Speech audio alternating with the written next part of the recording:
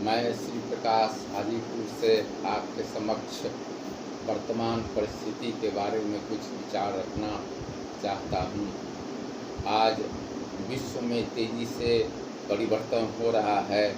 आज जो विश्व का विकास हुआ है, सभ्यता और संस्कृति का विकास हुआ है, उसमें मानव ने बहुत ज़्यादा संघर्ष किया। आदि मानव जो जंगल में रहता था, पेड़ों पर रह करके अपना जीवन व्यतीत करता था और फल फूल खा करके अपना जीवन यापन करता था, वह मानव धीरे धीरे संघर्ष करते हुए अपनी सभ्यता और संस्कृति को बढ़ाते हुए विकास की ओर बढ़ता चला गया। खेतों का विकास हुआ, कृषि का विकास हुआ, पशुपालन करने लगा, पशुओं के द्वारा उसकी जीविका चलने लगी। बाद में सभ्यता और संस्कृति ने और विकसित रूप धारण किया और छोटे छोटे उद्योगों का विकास हुआ।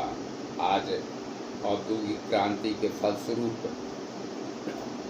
कल कारखानों का तेजी से विकास हुआ है। बड़े बड़े कारखानों का उदय हुआ, जहां हजारों मजदूर काम करने लगे।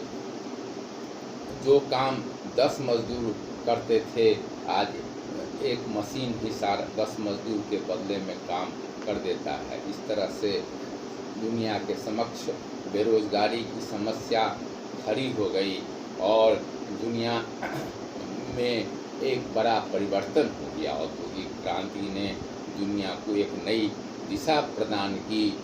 अमीर और गरीब के बीच खाई भी बढ़ गई और आर्थिक शक्तियों का केंद्रीयकरण हुआ, जिसके विरुद्ध साम्यवादी क्रांति हुई। साम्यवादी या समाजवादी आंदोलन ने पूंजीवाद को विभिन्न देशों से समाप्त कर दिया और एक समता युक्त शोषण रहित समाज का निर्माण किया गया।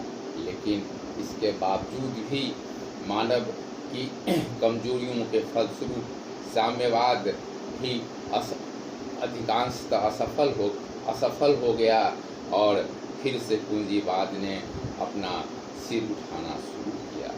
आज विकास के नाम पर प्रकृति का दोहन किया जा रहा है, पेड़ पौधों को काटा जा रहा है, जानवरों तक को खाने के रूप में उपयोग किया जा रहा है। इसलिए मानव ने प्रकृति के साथ बेरहमी से उसका शोषण किया है और वायुमंडल की हवा प्रदूषित हो गई है, हवा जहरीला हो गया है, जिसके परिणाम स्वरूप प्रदूषण के फलस्वरूप मानव का जीवन बहुत ही कठिन हो गया है।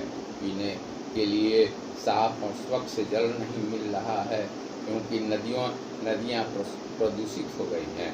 कारखानों से जो गंदा पानी निकलता है उसे सीधे बड़ी बड़ी नदियों में गिराया जा रहा है। इसलिए मनुष्य ने प्रकृति को पूरी तरह से दूषित कर दिया है। इसी का परिणाम आज कोरोना के रूप में प्रकट हुआ है।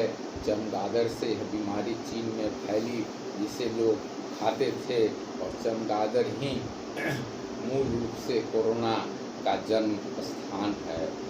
मानव ने स्वयं अपने ऊपर यह महामारी को ले लिया है। आज सारा विश्व इस महामारी से ग्रसित है। विकसित देश जो अपने को महाशक्ति कहते थे, उनका सारा विकास ही धाराशायी हो गया है।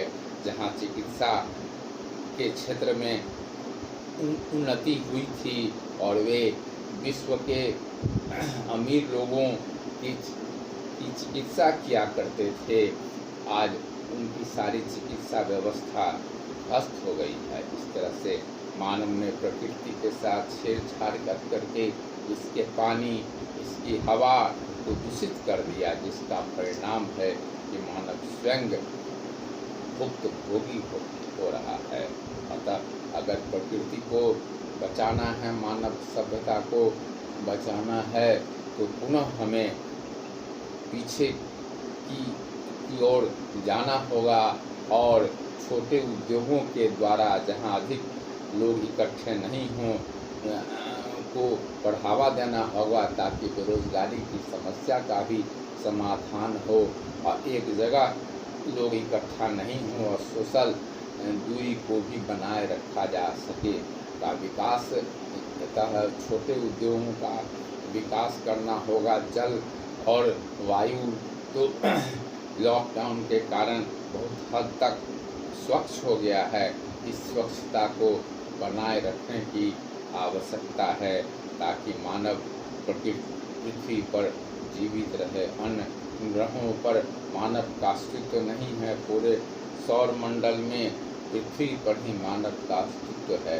इस अस्तित्व को बनाए रखने के लिए जरूरी है कि मनुष्य प्रकृति के साथ छेड़छाड़ करना बंद कर दे और प्रकृति को एक सहयोगी के रूप में देखे और सामंजस्य के साथ जीवन यापन